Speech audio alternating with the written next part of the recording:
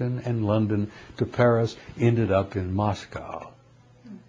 So the NATO headquarters staff, the admiral, there was a British air marshal, Thomas Pike, was the deputy secure. He was assistant deputy to my boss, an American four-star general by the name of Lyman Lemnitzer. Sir Thomas Pike, after the incident in February of '61, said, we're going to have to figure what the hell's going on here. We're getting nothing from Washington or London on this issue. We ask, they don't send anything. We ask them for information and insight on these objects. Who are they? What's happening? Nothing. Well, nothing was because everything that came from Washington and London ended up in Moscow, thanks to the French, the Hungarians, and the Germans and all. So the study was initiated strictly as a military idea to conclude what the hell was happening for us here. Is there a threat, yes or no? They concluded apparently not, because these guys had been coming and going for a long time. The History Annex took it back a couple of thousand years. The records, the photographs, the drawings, the paintings, it was unbelievable material. This was all just wild for me, you see. Okay, but this is after World War II. Yes. This is after Germany had, paperclip and... Germany was divided. Okay. And you were on West... We were West. We were Western Europe. Sure. Okay. The Warsaw Pact was Eastern Europe. So are you saying that the technology that was used by Hitler and his group, some of which was brought back to the United States, was not known to the West, to the people in NATO that were doing this report? Of course not. It was highly classified. But it's a classified document. So you're saying there is you have a classified document here, and then you have a classified document here, and the guys who wrote this one and have access to this one can't read that one because they don't have the need to know. Okay. Now the guys that have got this one and wrote it and read it and talk about it, they can't read this one because that's another separate classified document. This guy Pike, right? He's the guy in charge. Thomas Pike, Air Marshal Sir Thomas Pike, initiated the study in February of '61 and said, he had a need to know. I want to know what the hell's going on, and they started the study. He's in NATO. There's some kind of animosity, I don't know, to this day between NATO, right, and the U.S. and... Honey, you should have seen the animosity that existed in SHAPE headquarters itself. Okay. It was so bad that the Greeks and the Turks wouldn't even walk on the same side of the corridor. Cyprus was an issue back then, still is. So we had Greeks and Turks snarling and frowning at each other, and we had the French. Oh, excuse me, bless their hearts. The French were a pain in the butt from the very beginning. Why? Well, first of all, de Gaulle hated the fact that Churchill and Truman had not given him the appropriate respect that he felt he deserved.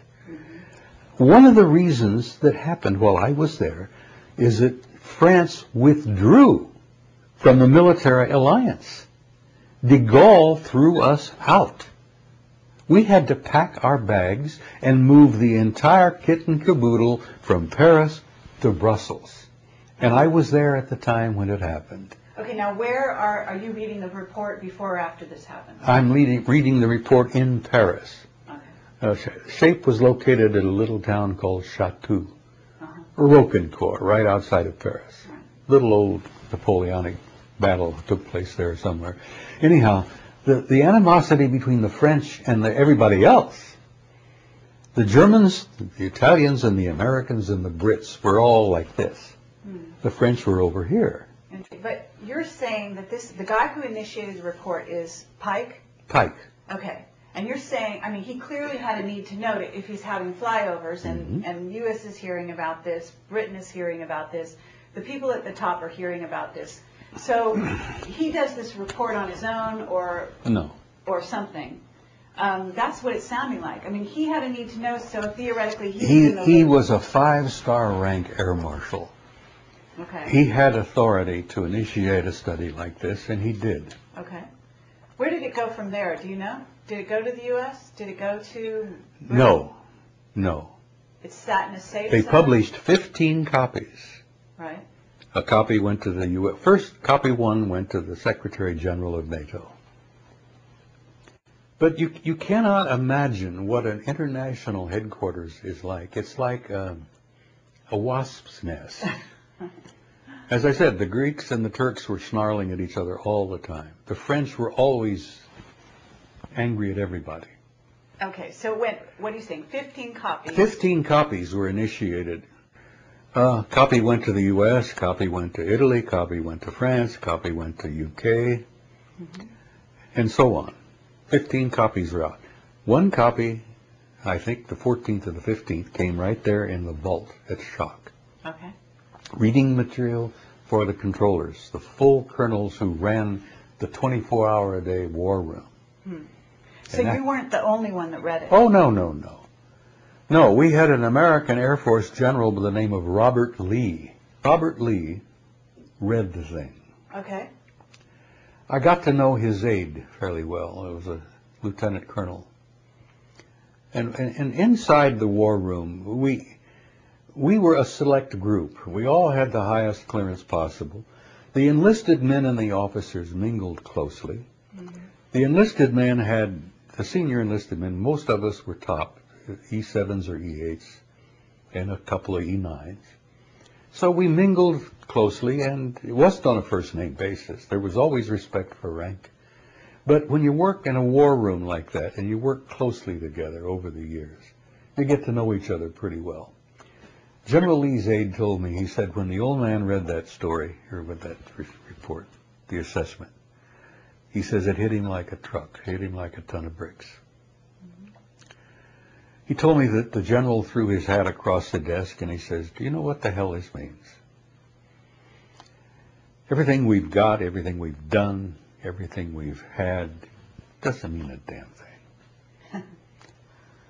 The shock was pretty serious. Here you have a highly decorated World War II Air Force general who'd been all over the place. I think he flew B-29s Pacific. He said, if this is all true, if this is real, what we've got, our military, our Air Force, our bombs, our planes, doesn't mean a thing. The conclusions of the study, after 3 years, concluded that they had been coming here for a very long time, that they apparently had some involvement in the origins of our species. Big shock to traditional people, particularly Christians and Muslims people. It was interesting is that apparently there was not a threat involved. If they were hostile or aggressive, they would have been over a long time ago. Now, what was their purpose? Well, the study was not able to conclude that. It said that the military committee will continue this research, which indicated to me that the study in some form had continued, that this document in '64 was simply an initial conclusion. Okay. But when they concluded that there were 4 different extraterrestrial groups involved, and one of them was totally human, looked just like us, that was a big shock to the old traditional mindset of the military.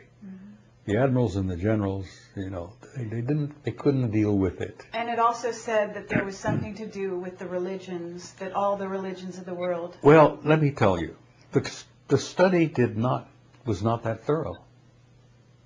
It was a beginning for me. Okay.